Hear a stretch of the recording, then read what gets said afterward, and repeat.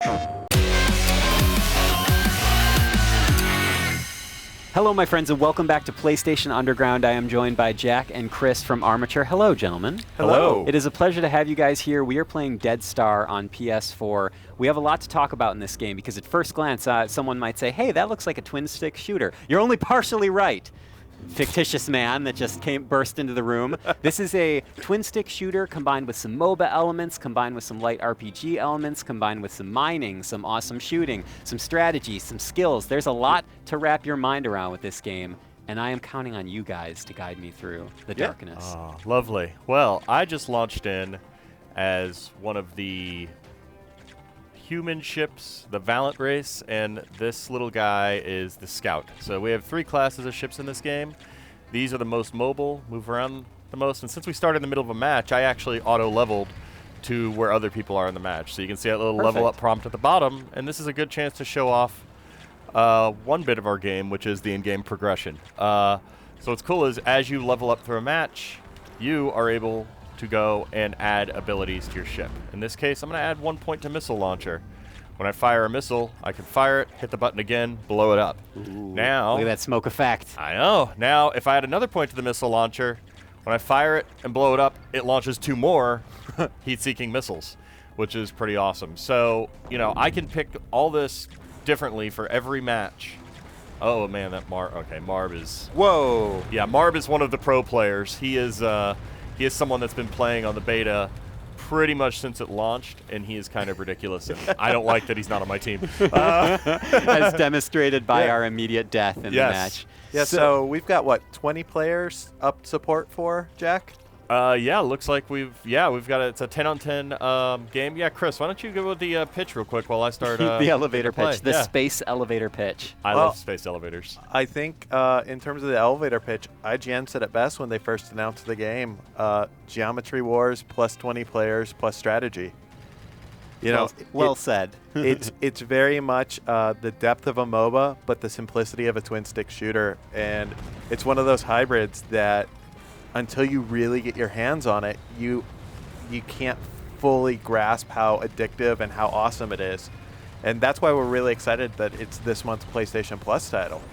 Yeah, I was about to say it'll be easy to get your hands on it if you're a PlayStation Plus member, because for the month of April, you can download it and play it for free. Right, and this is a game that... If you're PlayStation Plus. If you're PlayStation Plus.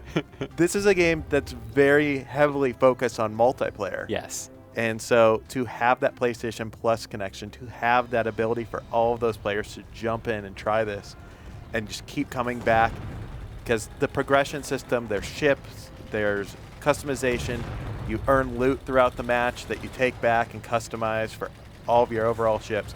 There's a lot of depth and mechanics here that are going to keep you coming back time and time again. Yeah, and go ahead.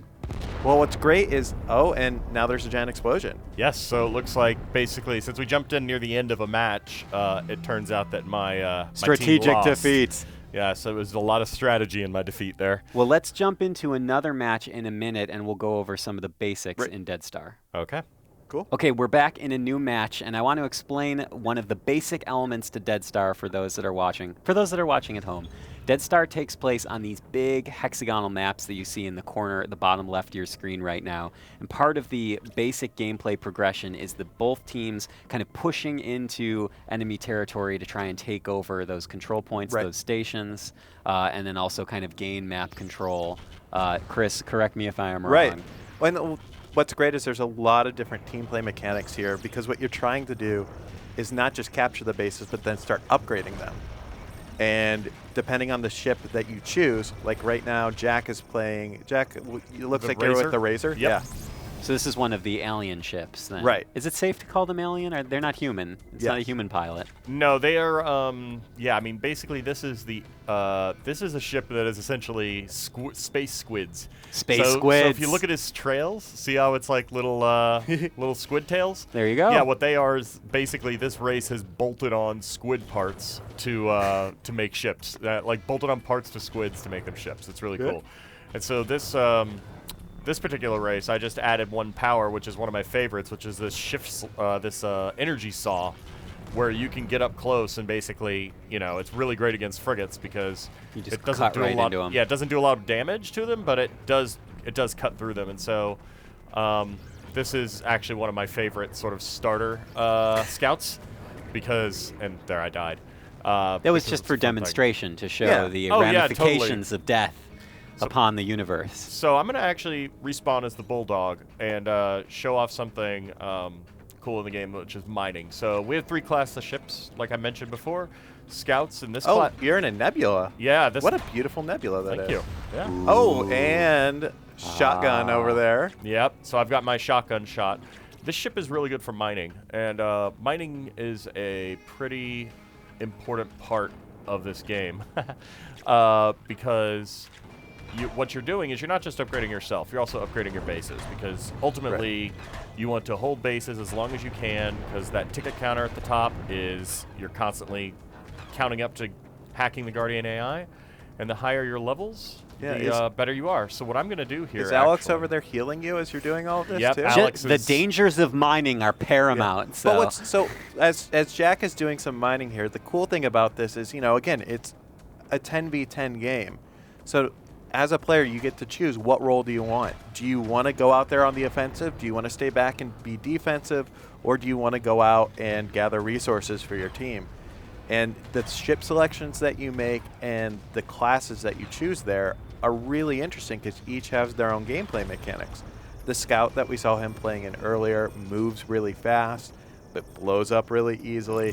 Some of the heavier frigates in the game are really, really awesome and powerful, but they they're move slow. super slow.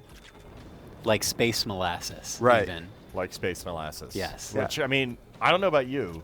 I There's could a go new for- restaurant in Austin Go that for some serves space molasses. Yeah. I don't know. I could really go for some. So we actually just, right after we took this base, we upgraded it, and it immediately added 4 turrets. And now what I'm going to do is defend this base from everybody, for one thing, and then do some more mining. So you can see Alex is there healing me and doing some offensive stuff. Noob Heal 6, more, yeah, Alex. I know, right?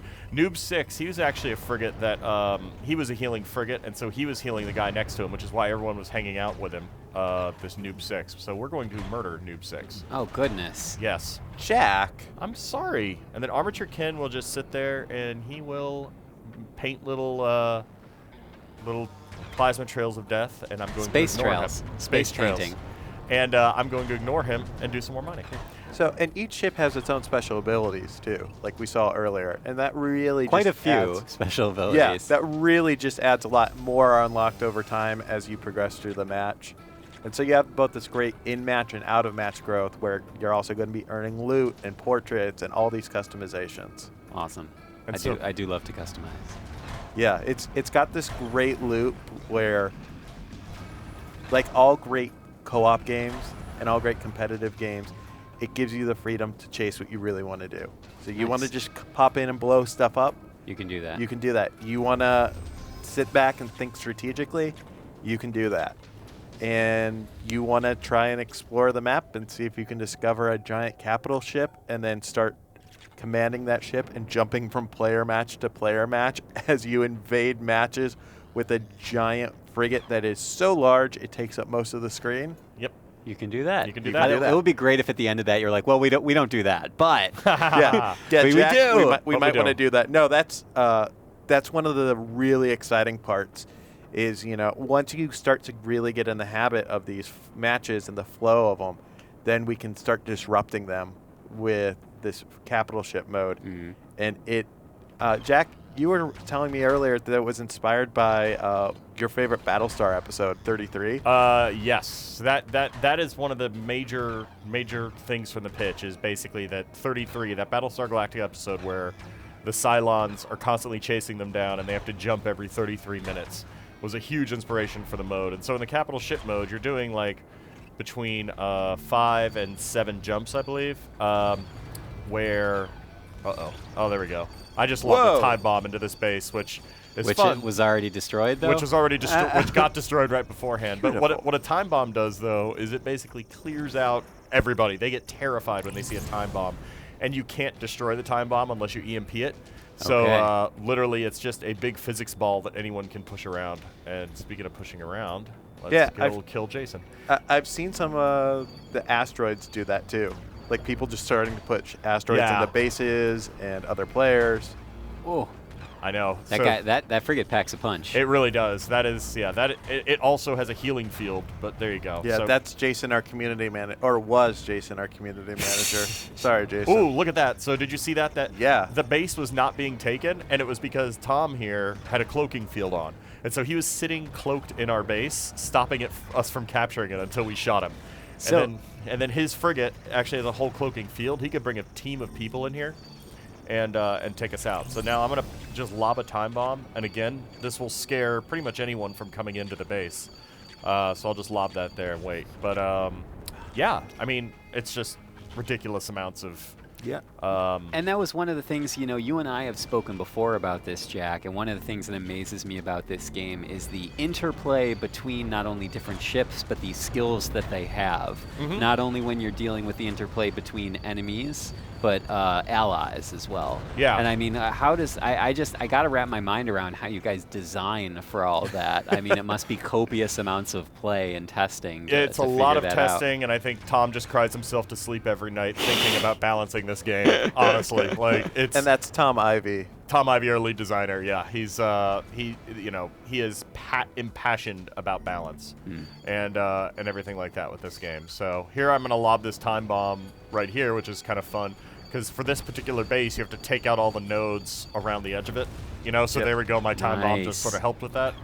And then once the nodes are taken around the edge, then it EMPs everybody, which just happened, and now the center turret's opened up. So again, I'm lobbing a time bomb in there, and I'm just gonna let it sit. And as long as one of No! Darn it, danger knife! That was really nice. Yeah. So he was able to push the bomb out of the range of their base. Anyone can push the bomb as much as they want. They just can't destroy it. And it's going to end up exploding big. So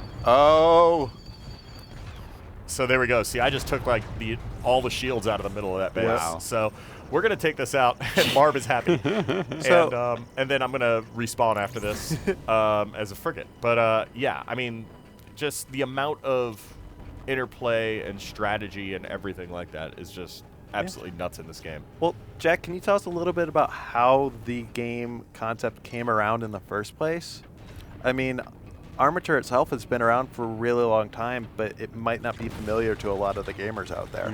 Yeah, I mean, really the concept came around this whole, we wanted to come up with something competitive. We wanted to make a game that was sort of small and something different. So, as an independent developer, we knew that we couldn't be throwing huge amounts of resources and time at things, and we really wanted to just make a game that was able to be scoped for the kind of staff we had and focus on the play of it. I've loved multiplayer games. Back in the day, I was one of the 3 guys that started GameSpy and wrote that initial thing, and I've just always loved multiplayer games, loved the option of making them, and I've always loved Star Control and everything. So when we set about to do it, though, we're like, well, what are we going to do that's actually going to be different?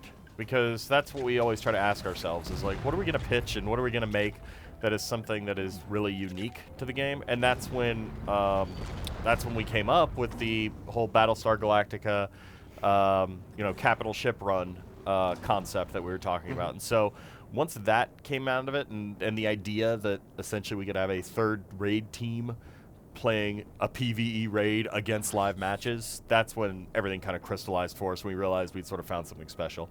So from there, it was just keep our small team of people going. I mean, we had between like 12 and 14 for most of the project. Wow. And then just play, balance, and make sure that it was good and it was fun. Yeah.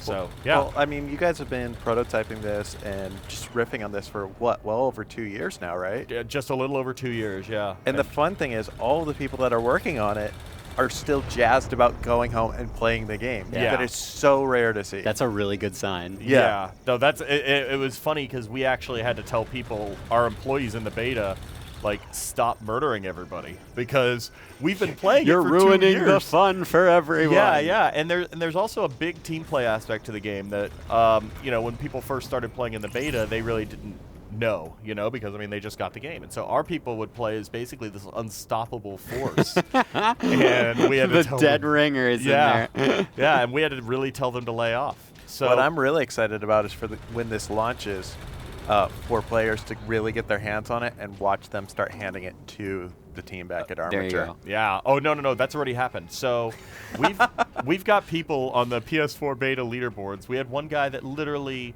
had 48 in-game hours of playtime. It was nuts. Like, we had to change the scales by which we displayed time on the leaderboards because of how much. And so there are people now. There's like a Dead Star Squad Finder community on PlayStation right now. And there are these people that will just go in there, squad up, and we've had to sort of message them too and ask them, hey, cool it a little bit, guys, because Don't you guys be are so too good. mean. You're being too good. Yes, and so it's been fun.